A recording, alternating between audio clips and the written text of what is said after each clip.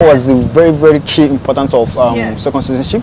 So, how has the COVID-19 pandemic highlighted the importance of having a citizenship, particularly for individuals in Africa who may need to travel for work or family reasons or health? So, what has happened pre-COVID? This product was seen as a luxury product. Okay. COVID happened. People were stuck. They couldn't travel. Embassies were closed.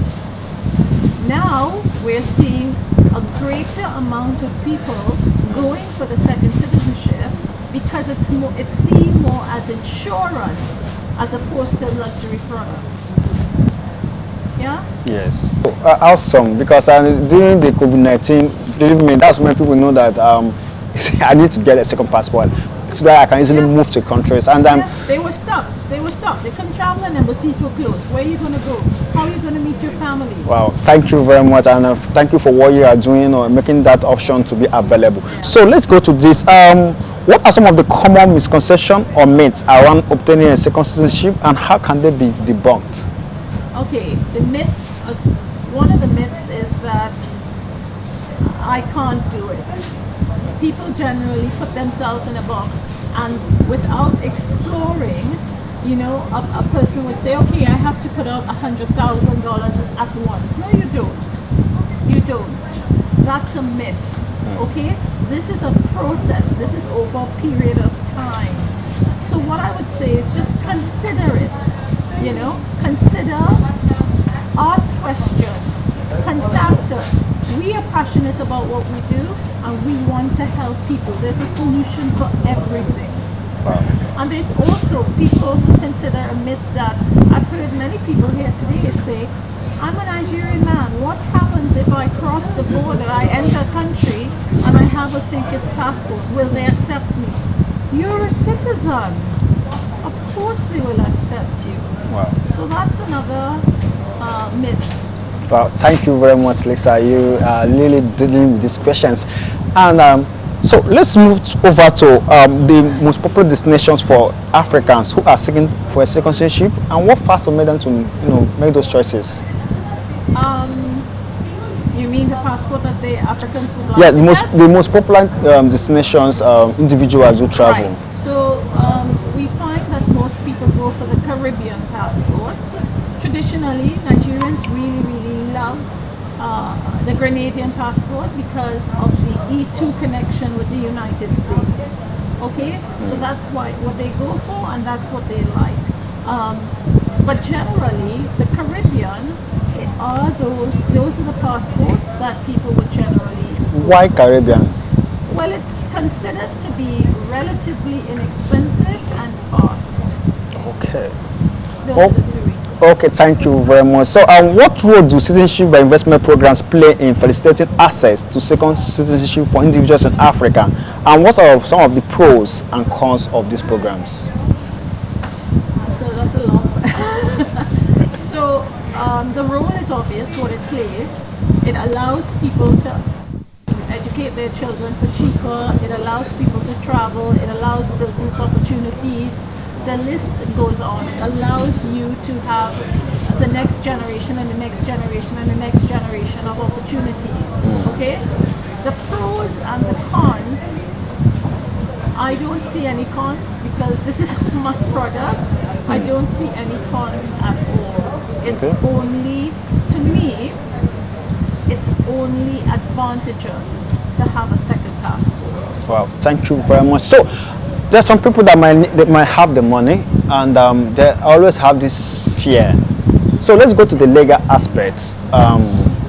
So what are some of the legal considerations that individuals in Africa should keep in mind when seeking for a second citizenship, and what are the potential risk challenges that may come up? For the legal aspect you're asking about. Okay, so there are many, or there can be many legal challenges, and this is why we have partnered with a law firm. We've partnered with a solicitor. So our lawyer can actually address all the issues that people may face. You know, I'll give you an example. For example, here in Nigeria, you have clients, a client would come to us and he says, okay, it's my wife and my 5 children, for example. And when we look at the birth certificates, we realize the name on one of the children's names is it's completely different because it's not really his child. But we need to prepare proper documentation to organize that.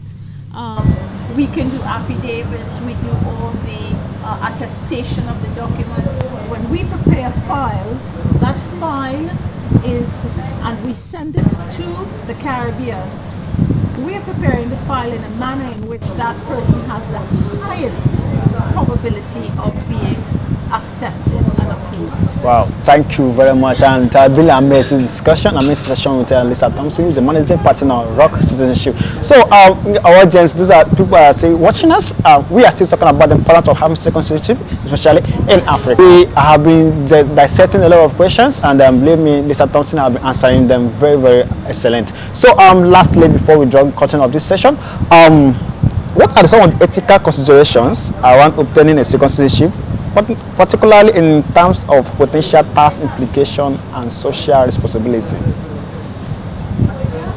Some of the considerations. Yeah, some of the ethical considerations around obtaining a second citizenship, particularly in terms of potential tax implications and social responsibility. Social responsibility. So I think that one thing that people need to consider when you come to social responsibility is if your country will allow you to have a second citizenship. Okay, that's a social responsibility. If your country doesn't allow you, then it's a problem. I think also that people with second citizenships as another social responsibility, it's like they travel and they should bring back information and expertise to their country. Share the information that you can bring back. I think that's a social responsibility as well, and that can be done with a second citizenship. Wow, thank you very much. And before we conclude that, I want to touch a bit about tax. How someone that has second citizenship and has a business, how does he or she handle tax issues? Tax issues? Yes. Well, I would say that I'm not a tax expert. I'm a citizenship or investment expert. But it depends. I suppose tax depends on where the business is, where you've structured your business.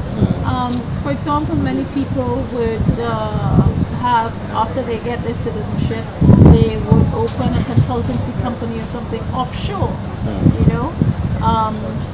These countries are tax-free, and to be perfectly honest, as I said, I'm not a tax expert, so I am not going to touch on the taxes with regards to having a passport and stuff like this. Okay. If you get a second citizenship, elite, and you live in Nigeria and you have a St. Kitts and Nevis passport, you are tax-free. There is no tax responsibility with that with St. Kitts and Nevis, unless you live there. Okay, thank you very much. There are a lot of people that are watching who would like to know, okay, I don't really have a lot of funding, but I'm interested, I have some.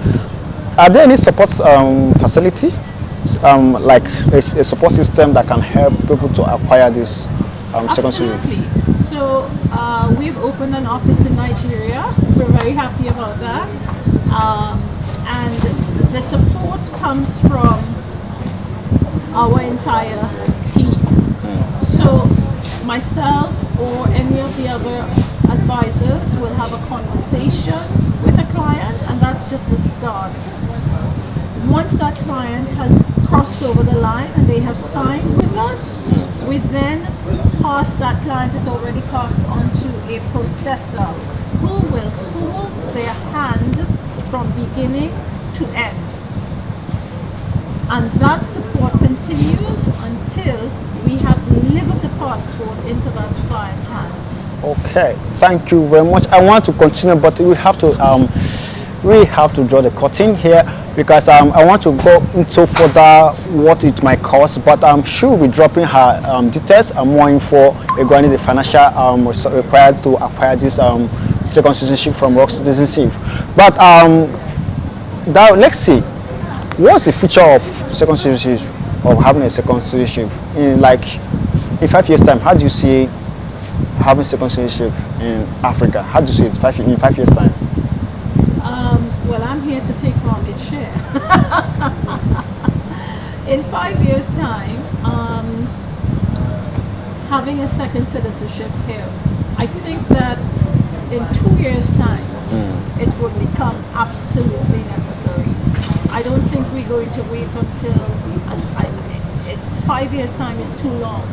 Wow. You know, it's going to become more and more and more urgent. Well, thank you very much. You can see no need to wait. Why waiting? The time is not on our side. So thank you very much, Lisa Thompson. So a lot of people would like to get in contact with you. We want to know. I want to know more about ROC Citizenship. I want to know about second citizenship. Can you tell us briefly how can we connect with you? How do we know more about ROC and second citizenship? Right. So you can hit up on our website. It's rockcitizenship.com. You can email me on lisa@rockcitizenship.com. Yeah, that's pretty much it. But you can reach out to us, contact us on our website. Well, thank you very Follow much. us on Facebook and Instagram.